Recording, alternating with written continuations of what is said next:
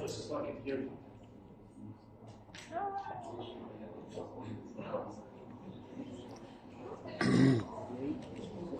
E will be the same thing. The equation. Guys, the equation that you have is why 5 milliseconds. So remember, that's when the clock cycle runs. That's when the timer runs. So this is a preemptible scenario. So we started with burst time, saying that listen, let's go back.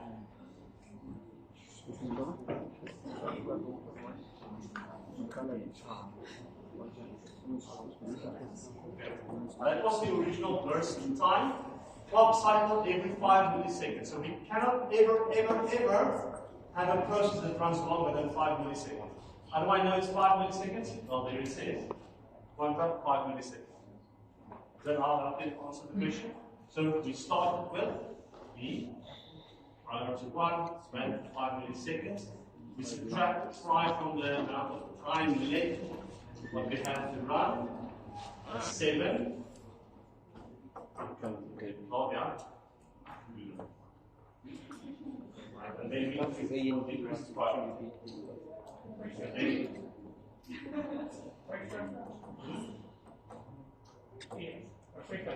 Yes. Before you now D and E for the same priority, can they conflict such that maybe B can run again? Yeah, well, B and E must run because they're both in the ready queue. So think of it this way: they're in a queue, they're waiting. Originally, the queue has been ordered according to priority level. So those with the lowest priority are in the queue. And then when you move, you basically see where I'm going to put myself in at the back. So A went back, B ran, and then it moves back into the queue, but now it's got a priority of 2. So you can decide where to put him in. You can either put him in front of E or at the back of E. But I would argue at the back of E is probably the correct algorithm to use. Because the way that you can implement this is you can have multiple queues, one for each priority, and the guy at the back just falls into the back of the queue. That's why I would argue E is the correct answer. So E runs priority 2, 5 milliseconds, 2 left, goes into queue number 3. B runs 5 milliseconds, priority 2, left priority. Did that answer your question about why 5 and how it actually goes down? Now we've got again 2 at priority 3, and again it's E. Priority 3. How long does it run? 2. Okay, voluntarily gives them secret sample. That's me. Nice. So E is now no more part of our problem. Next we run B. They were at priority 3, 2 milliseconds, done. Next process, next priority, C. Zoom out. C is now running priority 4, 5 milliseconds. How much is left? 2 and 3, and this is now priority 5. See, runs again. You guys must tell me if I'm doing something wrong. Easily make a mistake. See, run priority 5. How long? 3 only. Now 4. And then A. I'm just going to go and finish this now. Basically, they will now alternate between A and D. Priorities increasing after each quantum until they're done. Yes. So, will it be classification? Yes. Reverse engineering. Give us something like a favor, and then we reverse it. Okay, so the way that I will ask a question like this.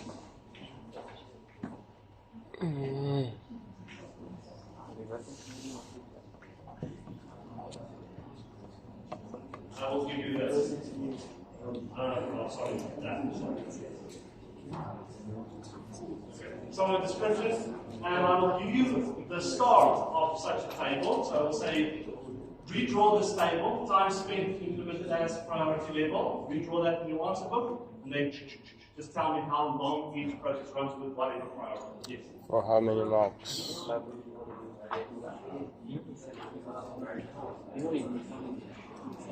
Yeah.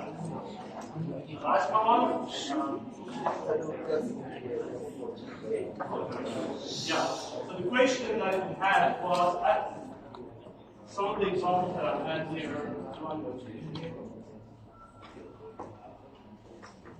Basically ended up only G and A left. And which one do you select? That's basically the question. Well, I would again argue could have been anyone, because you don't really know. There's no indication which was there first. You're going to select either D, then A, then D. Doesn't matter. Yes. Yeah, if you gave you the arrival time, then it becomes more relevant, because then you can assume that that is the winner's QE. First thing, yeah. This, right? So I want to ask, like, so if we do this, I was supposed to show like all those calculations subtraction down. No, you don't have to show me how you calculate how much time is there.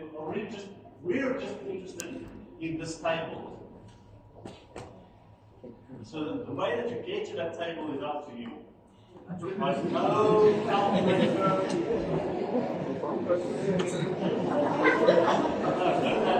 Yes. Hold on. Just here, I can't hear you now. Yeah, so you mean like for the second column, doesn't have to be E. Yes, you can do B.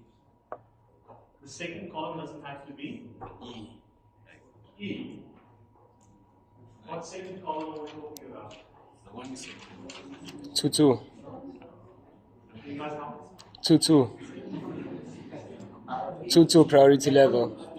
When B and B had like the same priority, so someone can make B first and someone can make B first. Oh, I understand. Okay, in that case, so when we had E or B, what did I say here? So technically we're a bit lenient on it, but technically correct. We want you to select E first. Why? Because when B changed priority, it queued after E. Alright. That's why we wanted you to have technically E first. But in this case, where we now have A and D left, you have no idea which one was first. Yes.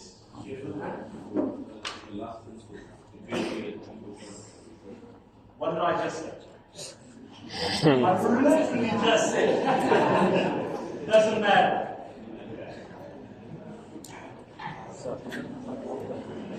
Wait, there's another hand.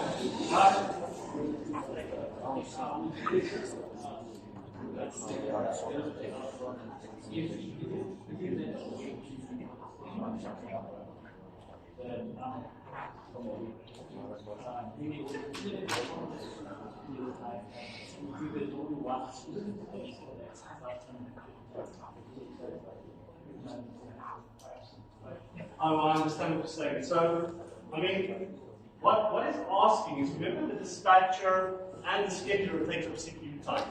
If there's only one process on the queue, why must you run the scheduler and the dispatcher? Isn't that a waste of time? Because the dispatcher, because you don't really have to do the context, there's a bit of context to it, but still. Can't the scheduler just see how there's only one that don't do it? And realistically, I'm not sure if that will ever happen. I don't know any computer system where there will ever only just one run process, except for a DOS machine. In a DOS machine, there's no preemption anyway. So, but good question. You can probably build that intelligence in, but it's again a situation like the chances of that occurring is so slim. Do they really need to build that into an algorithm? Because the chances of that ever happening, maybe in the beginning with the one process starts. Alright, so here's another example. Time. Oh, in this case, the priorities stay the same. Implementation, round robin at each level.